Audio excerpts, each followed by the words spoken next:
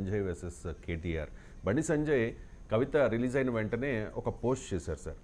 Congratulations to the Congress party and its advocates for securing bail for BRS MLC in the infamous liquor scam. Your untiring efforts finally yielded fruits. This bail is a win for both BRS and Congress. BRS leader is out on bail and Congressman gets to Rajya Sabha. అంటే నిన్న అభిషేక్ మను సింఘ్వి ఎన్నిక అఫీషియల్గా declare అయింది sir.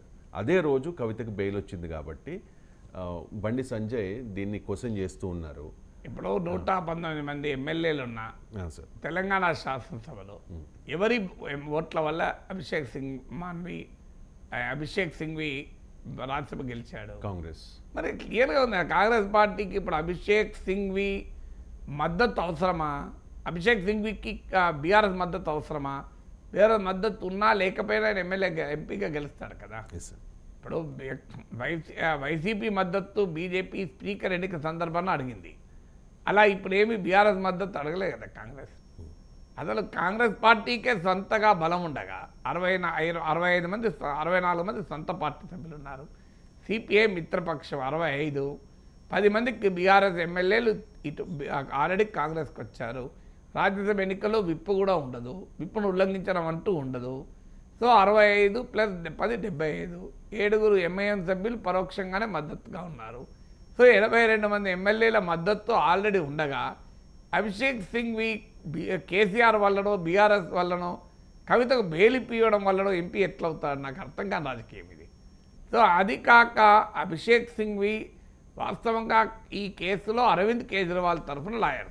నిన్న ముకుల్ రోత్గి వాదించాడు. మరి ముకుల్ రోత్గి ఎవరు?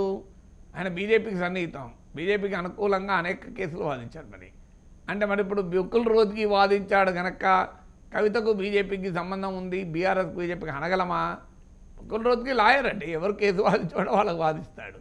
So Mukul రోత్గి Congress party వాడా? నిన్న నాకు గుర్తున్నదో ముకుల్ రోత్గి నిన్న కూడా కరెక్ట్ సార్. స్టార్టింగ్లో కవిత ఈ కేసులో అభిషేక్ మను సింఘ్వి అది వాదించారు. అంటే లిక్కర్ పాలసీలోనే లింక్ అరవింద్ కేజ్రీవాల్ తరఫున మనీష్ సిసోడియా తరఫున వాదించిన లాయర్ అభిషేక్ సింఘ్వి. స్టార్టింగ్లో వాదించింది మాత్రం ముకుల్ రోత్గి ఎవరు? ముకుల్ రోత్గి ఎవరికి అనుకూల ఎక్కువ కేసుల్లో వాదించాడు లెక్కలు తీయండి మీరు. బీజేపీ వాళ్ళు.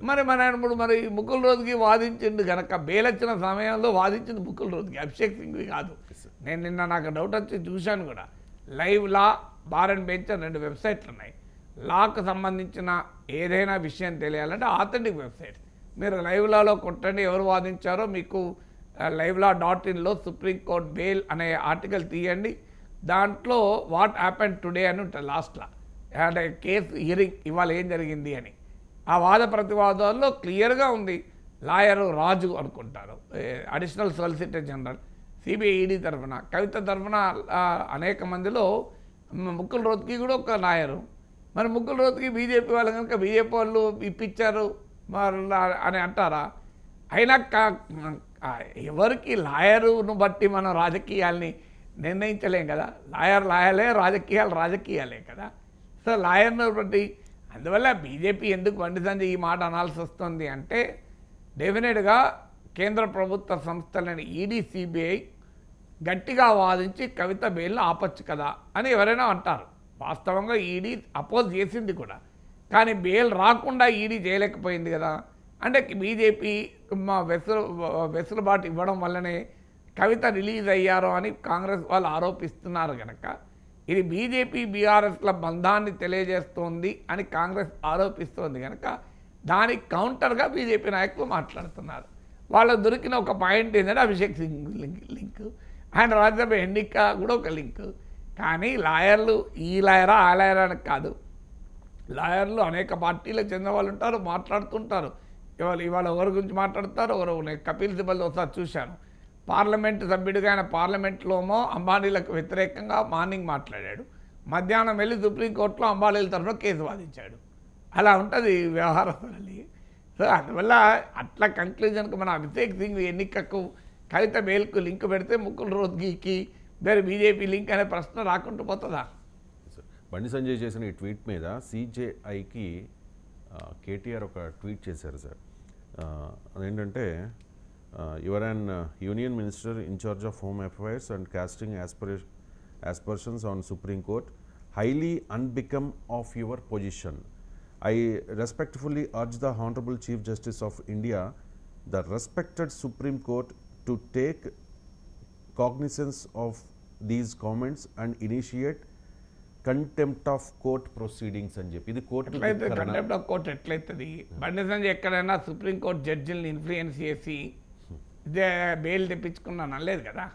మీరు కంటెంప్ట్ ఆఫ్ కోర్ట్ చట్టం ఏంటి అంటే సుప్రీంకోర్టు తీర్పుల పైన ప్రజల్లో అవిధేయత క్రియేట్ చేసేలా, లేదా సుప్రీంకోర్టు తీర్పుల్ని తప్పుగా అన్వయిస్తే, లేదా సుప్రీంకోర్టు పట్ల గౌరవాన్ని సమాజంలో తగ్గించే విధిగా చేస్తే అది కంటెంప్ట్ ఆఫ్ కోర్ట్ దిక్కు నేరం అవుతుంది. బండి సంజయ్ ట్వీట్లో అది ఎక్కడా ఏదీ లేదు కదా. బండి సంజయ్ ట్వీట్ మీరు మళ్ళీ కూడా చూడండి. ఆయన ట్వీట్లో ఎక్కడా సుప్రీంకోర్టు జడ్జిలను ఉద్దేశించి కానీ సుప్రీంకోర్టును ఉద్దేశించి కానీ నేను ఏ వ్యాఖ్యలు చేయలే. ఆయన చేస్తున్న వ్యాఖ్యలు ఏంటి? అభిషేక్ సింఘ్వి అనే కాంగ్రెస్ నాయకుడు కవితకు బెయిలిప్పించాడు కనుక ఇది కాంగ్రెస్ బీఆర్ఎస్ల బంధము అంటున్నాడు. అంటే లాయర్ గురించి ప్రస్తావిస్తున్నాడు, జడ్జి గురించి ప్రస్తావిస్తలేడు. ఈజ్ నాట్ టాకింగ్ అబౌట్ అది bench, is talking about bar కదా. లాయర్ జడ్జి గురించి మాట్లాడతలేడు కదా బండి సంజయ్, లాయర్ గురించి మాట్లాడుతున్నాడు. అది కంటెంప్ట్ ఆఫ్ కోర్ట్ ఎట్లయితుంది? ఆ మాటకైతే బీఆర్ఎస్ నాయకులు నిన్న నుంచి ఏం మాట్లాడుతున్నారు? ఇది డూబియస్ కేసు అని తేలిపోయింది, ఇది బోగస్ కేసు అని తేలిపోయింది, ఇది రాజకీయ దురుద్దేశంతో పెట్టిన కేసు అని సుప్రీంకోర్టు తీర్పు ద్వారా తేలిపోయింది అంటున్నారు. అది ఇంకా కంటెంప్ట్ ఆఫ్ కోర్టు కదా. కేటీఆర్ బహుశా మరి అది ఆ యాంగిల్ చూడనట్టున్నారు. అది clear case of contempt of court అవుతుంది. ఎందుకంటే సుప్రీంకోర్టు తీర్పును నువ్వు తప్పుగా అన్వయిస్తున్నావు. సుప్రీంకోర్టు ఎక్కడైనా కవిత పైన కేసు బోగస్ కేసు అని చెప్పిందా? మీరు గమనించండి. మీరు చాలామంది బీఆర్ఎస్ నాయకులు మాట్లాడిన దాంట్లో వాళ్ళు అందరూ ఒక్కరు కాదు, ప్రతి బీఆర్ఎస్ నాయకుడు మాట్లాడిందంటే ఏం చెప్పాడు? ఇది బోగస్ కేసు అని తేలిపోయింది బెయిల్తో. సుప్రీంకోర్టులో కవిత కేసును కొట్టివేసినంత మాట్లాడుతున్నారు. ఆ పదం ఆడలేదు కానీ ఇది ఫాల్స్ కేసు అని తేలిపోయింది అంటున్నారు, ఫ్యాబ్రికేటెడ్ కేసు అని తేలిపోయింది అంటున్నారు. సో ఫ్యాబ్రికేటెడ్ కేసు అని ఎక్కడ తెలియదు నాకు చెప్పండి. బెయిల్ ఇచ్చే సమయంలో మెరిట్స్ ఆఫ్ ద కేసులోకి వెళ్ళరు. మెరిట్స్ ఆఫ్ ద కేసులోకి ఎక్కడా వెళ్ళరు. బెయిల్ వచ్చే సమయంలో బెయిల్ రావడానికి కేసుకు సంబంధమే లేదు. మెరిట్స్ ఆఫ్ ద కేసులోకి వెళ్ళరు. బెయిల్కు ఉన్న కొన్ని ప్రొవిజన్ బెయిల్కు ఉంటాయి. అందువల్ల సుప్రీంకోర్టులో కవిత సాధించింది బెయిల్ మాత్రమే, కేసు కొట్టివేయలే. సో అఫ్కోర్స్ విచారణ సందర్భంగా జడ్జిలు చేసేటువంటి వ్యాఖ్యలు తమకు అనుకూలంగా వీళ్ళు మాట్లాడుకుంటారు. మరి సుప్రీంకోర్టు తీర్పు, సుప్రీంకోర్టు బెయిల్ ఇస్తే సుప్రీంకోర్టు డూబియస్ కేసు అని, ఇది బోగస్ కేసు అని, ఇది ఫ్యాబ్రికేటెడ్ కేసు అని తేల్చేసింది అని చెప్పడం కంటెంప్ట్ ఆఫ్ కోర్టు కదా. అది ఇంకా పెద్ద కోర్టు ధిక్కార నేరం అవుతుంది కదా. అందువల్ల మనము సుప్రీంకోర్టు కేసును కంటెంప్ట్ ఆఫ్ కోర్టు అవుతుంది అనేదానికి ఒకసారి మళ్ళీ కంటెంప్ట్ ఆఫ్ కోర్టు చట్టం ఏం చెప్తుందో చూడాలి. సో రాజకీయంగా ఏంటంటే ఒకరికొకరు మాట్లాడుకుంటూ ఉంటారు. ఇప్పుడు అర్జెంటుగా బీజేపీ ప్రాబ్లం ఏంటంటే కవిత కేసు ఆల్రెడీ బీజేపీని ఒకసారి ముంచేసింది.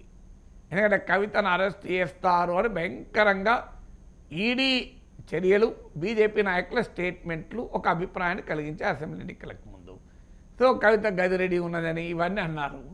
సో ఎప్పుడైతే బెయిల్ రాలేదో మోడీ ప్రభుత్వం వల్లనే బెయిల్ రాలేదు అని ఎస్టాబ్లిష్ పొలిటికల్గా కాంగ్రెస్ చేసింది, ప్రజలు కూడా నమ్మారు.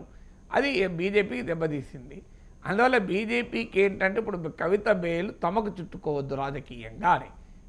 వాస్తవంగా కవితకే బెయిల్ రాలేదు కదా, మనీష్ సిసోడియాకి కూడా బెయిల్ వచ్చింది కదా. నిజంగా చెప్పాలంటే ఇది పూర్తిగా మనం బీజేపీనే ఆరోపణ చేయాలంటే. కానీ కాంగ్రెస్ వాళ్ళు అడుగుతున్నారు సార్, మనీష్ సిసోడియాకి బెయిల్ రావడానికి 17 months పడితే కవితకి 5 monthsలోనే బెయిల్ వచ్చిందని. అంటే అరవింద్ కేజ్రీవాల్కి ఇప్పటికి రాలే కదా మరి, దాని సంగతి ఏంటి? అట్లా మనం కంక్లూజన్ రాలేము. కానీ మనీష్ సిసోడియా కేసులో బెయిల్ రావడమే ప్రాతిపదిక. మీరు మనీష్ సిసోడియా జడ్జిమెంట్ చూడండి, ఆర్డర్ చూడండి, కవితకు బెయిల్ ఆర్డర్ చూడండి, same arguments, basic same. Right to speedy justice, విచారణ పూర్తయింది, 493 మంది విట్నెస్లు విచారించాలి, 50,000 పేజీల డాక్యుమెంటేషన్ ఉంది, మీకు విచారణ త్వరగా పూర్తయ్యే అవకాశమే లేదు. అలాంటప్పుడు ఎందుకు జైల్లో పెడతారు అంటే under trial custody cannot be the punishment. ఇది ప్రిన్సిపల్. అంటే విచారణ సమయంలో కస్టడీలో ఉండడం అనేదే జైలు శిక్షగా మారకూడదు. ఈ ప్రిన్సిపల్ పైన కవితకు బెయిల్ ఇచ్చారు. ఇదే ప్రిన్సిపల్ పైన మనీష్ సిసోడియాకి బెయిల్ ఇచ్చారు. కవిత బెయిల్ రావడానికి ఇంకో సెకండ్ ఫ్యాక్టర్ కూడా ఉంది. మహిళ కనుక సెక్షన్ 45(1) ప్రొవిజన్లో మహిళల పట్ల ప్రత్యేక కన్సిడరేషన్ చూపాలని ఉంది. అయితే ఈమె ఉమెన్ ఆఫ్ హై స్టేటస్ కనుక ఇది వర్తించదు అని ఢిల్లీ హైకోర్టు సింగిల్ జడ్జి తీర్పిచ్చి కవిత బెయిల్ కొట్టేశారు స్వర్ణకాంత శర్మ అని. సో దాన్ని సుప్రీంకోర్టు తప్పుపట్టింది. హై స్టేటస్ అయితే దానికి ఏం సంబంధం, అలాంటిగా చదువుకున్న మహిళలకు ఎప్పుడు బెయిల్ రావద్దు, ఇది రాంగ్ ఇంటర్ప్రిటేషన్ అని కొట్టివేసింది. అందువల్ల బెయిల్ రావటానికి బీజేపీ వల్లనే కవితకు బెయిల్ వస్తుంది అని కంక్లూజన్కి వద్దాము అంటే మరి మనీష్ సిసోడియాకు బీజేపీ ఎందుకు బెయిల్ ఇప్పిస్తుంది? అక్కడ ఢిల్లీ లేదు, అసెంబ్లీ ఎన్నికలు కూడా ఉన్నాయి కదా. అయితే ప్రాబ్లం ఏంది, బీజేపీకి ప్రాబ్లం ఏంటంటే ఇది తమకు ఎక్కడ చుట్టుకుంటుందో. ఎందుకంటే గతంలో కవిత అరెస్ట్ కాకపోవడమే బీజేపీకి చుట్టుకున్నది. ఇప్పుడు కవిత బెయిల్ కూడా తమకు చుట్టుకుంటుంది అని వాళ్ళ భయం. అందువల్ల బీజేపీ నాయకుల తాపత్రయం ఏంటంటే దీన్ని ఏదో కాంగ్రెస్కి చుట్టెత్తే పని అయిపోతుంది అని వాళ్ళు కాంగ్రెస్కి చుట్టే ప్రయత్నం చేస్తున్నారు. కాంగ్రెస్ సహజంగానే గతంలో దీని ప్రయోజనం పొందిన పార్టీ. కవిత అరెస్ట్ వల్ల, అరెస్ట్ కాకపోవడం వల్ల, ఇప్పుడు బెయిల్ వల్ల కూడా రాజకీయ ప్రయోజనం పొందాలి కాంగ్రెస్ చూస్తుంది. బీఆర్ఎస్ బాధ ఏంటంటే తమను కాంగ్రెస్తో కలిపినా బీజేపీతో కలిపినా తమ నష్టం జరుగుతుంది కనుక వాళ్ళు ఇద్దరిని అటాక్ చేసేప్పుడు వాళ్ళు చేస్తున్నారు. రైట్. అంటే కేజ్రీవాల్కి బెయిల్ రావడం లేదు కాబట్టి అదే బెయిల్ రాకపోవడాన్ని కాంగ్రెస్ నాయకులు అపోజ్ చేస్తారు. మ్యాటర్ ఆఫ్ టైం అది. రాజకీయాలు ఎలా ఉంటుందంటే కేజ్రీవాల్కు బెయిల్ రాకపోవడానికి కాంగ్రెస్ జాతీయ నాయకత్వం వ్యతిరేకిస్తోంది, ఢిల్లీ కాంగ్రెస్ నాయకత్వం సమర్థిస్తుంది. అసలు ఫస్ట్ కేజ్రీవాల్ పైన ఈ లిక్కర్ పాలసీ మీద కంప్లైంట్ ఇచ్చింది ఎవరో తెలుసా? కాంగ్రెస్ పార్టీ. ఢిల్లీలో కాంగ్రెస్ వాళ్ళు ఇప్పుడు ఇండియా కూటమిలో చేరే వరకు కాంగ్రెస్ పార్టీ జాతీయ పార్టీ వైఖరి మారింది. ఢిల్లీ రాష్ట్ర పార్టీ అరవింద్ కేజ్రీవాల్, మనీష్ సిసోడియా దోషులు అనే చెప్తుంది కదా. ఇప్పటికీ రాజకీయాల్లో తమ వైపు ఉంటే ఒక రకంగా మాట్లాడతారు, తమకు వ్యతిరేకంగా ఉంటే ఇంకో రకంగా మాట్లాడతారు. మనలాంటి విశ్లేషకులు కూడా అలాగే మాట్లాడాలని వాళ్ళు కోరుకుంటారు. మనం మాట్లాడకపోతే వాళ్ళకి కోపాలు వస్తాయి. ఎందుకంటే మనం ఉన్నది నుండి మాట్లాడతాం కదా. ఇప్పుడు నేను ఇంత దాకా చేరిన వీళ్ళు ఎవరికి అనుకూలంగా మాట్లాడినట్టు ఒక విషయంలో బండి సంజయ్ తప్పన్నాను, ఇంకో విషయంలో బండి సంజయ్ రైట్ అన్నాను, ఒక విషయంలో కేటీఆర్ తప్పన్నాను, ఇంకో విషయంలో రైట్ అన్నాను.